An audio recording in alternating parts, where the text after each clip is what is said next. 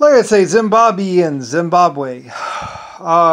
They're actually they're actually 120 tribes that kind of went together, but realistically, it was one tribe that was the Zimbabwe zombies, basically. And they, like I said, they had a hallucinogen and they used drugs and they're psychotic.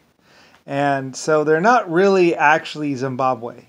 They're actually, that's just one tribe that was around there. So, and it was one tribe that maintained perfect order. And actually, at one point in time, like I said, they basically enslaved themselves and killed everyone off, and then blamed the Germans, and then blamed the British, and then blamed the Americans or whoever.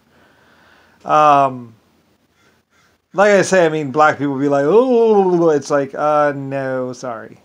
Just look at your history. Oh, wait, that's right. No one wrote it down. Like I say, they don't write down their history. They don't record anything. They just mess up everyone else's history. So, anyway, 500 years ago or 1,000 years ago, I knew them, and they were a nightmare then, and they're a nightmare now. So, anyway, basically, if you went over there and started asking around, finding out exactly why children have guns, that's why. So, and basically, they don't want anyone old or anyone smart or anyone intelligent or anyone that could threaten them, basically having power over them. So they do that. Anyway, it's just one guy or six guys or whatever, and basically they support other black people that are educated until they can basically they're just playing everyone.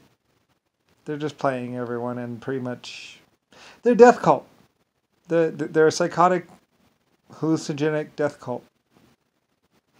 I think they would actually even make their own people take the hallucinogen. One guy was trying to say, well, it makes us immune to it, but it doesn't really make anybody immune to it, and it doesn't even really get you high. It just basically makes you feel all wigged out, and pretty much he was forcing it on his own people. And it's like 3 generations ago. So, yeah. Anyway, like I say, if you went to Britain and asked them, they could tell you all about they could tell you everything about Zimbabwe and its old history. If they haven't killed off every scholar and burned every book that mentioned their name. They try and hide, they try and pretend like they don't exist, but they do, and I knew about them. So, anyway, like I say, they do all this stuff, and it's just, and they try and encourage other young people to be like them, and it's just bad, you know. I don't really care because, like, in the end, like I say, I was with the Germans and the British and anyone that wanted civilization, and everyone that I was with, you know, grabbed with me, and basically, you know, we built houses, we built all these epic temples. You know, we built the Taj Mahal. You know, I think that was Indian and somebody else. Like the people over there knew, and I think the Zimbabweans tried to claim that as well. They go around trying to claim things, but they can't. They don't have any culture. Anyway, like I say, I don't really care on the inventor of flight and aircraft and Lucifer Star. So, anyway, you know, when you see past everything else, you know, so eventually.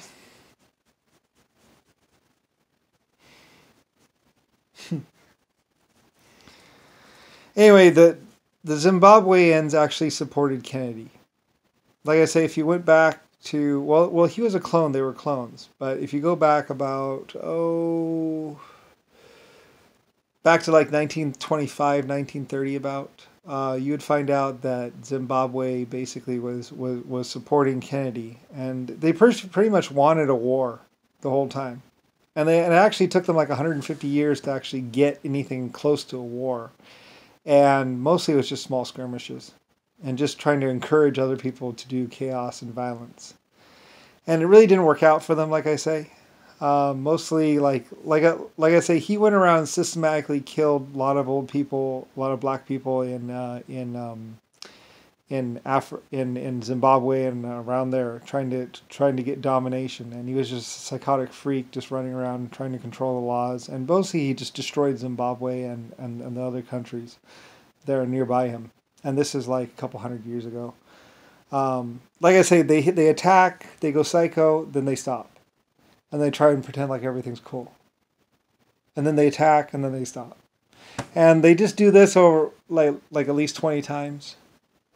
And then anyway, that's why I say, and they try to pretend like it was Germany against France and France against Germany, but no, it was actually just Zimbabwean in there, zombies in there, the black people.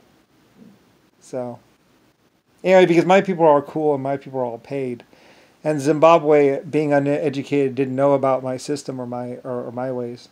Anyway, they try and get in there and figure it all out, but they really can't. Like I say, they have no advanced technology, no advanced anything. They've always just lived for the moment, and not even that. They live. I mean, it's basically that this one guy, it's basically just a black pyramid scheme, where you live for the king and you're probably going to die by the time you're 12 or 30. And then, anyway, yeah, I mean, when you go back and you look into it, it's like, wow, that's stupid. So, anyway, and like I say, they only use gold to kind of push me down. They really didn't push me down because, like I say, I'm from the past and I'm from elsewhere, and it's like, well, they really didn't cover me up or change me anyway, because like I say, like Korea knew me, with like my deep underground mines were in there, and they knew me, and I had some British people there and some Germans there, and other places knew me, and so anyway, I'm just like, whatever, I mean, we did all right. We did pretty well. I mean, a white culture, basically, a White Star Line did really well. Like Carnival Cruise, which is basically the leftover remnants of White Star Lines. I revamped the whole cruise industry, and basically turned it into what it is now. So, Anyway, yeah.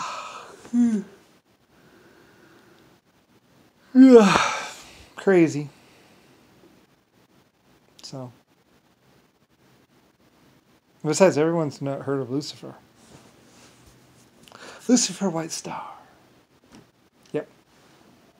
Creator of America, laws and education, and all good things.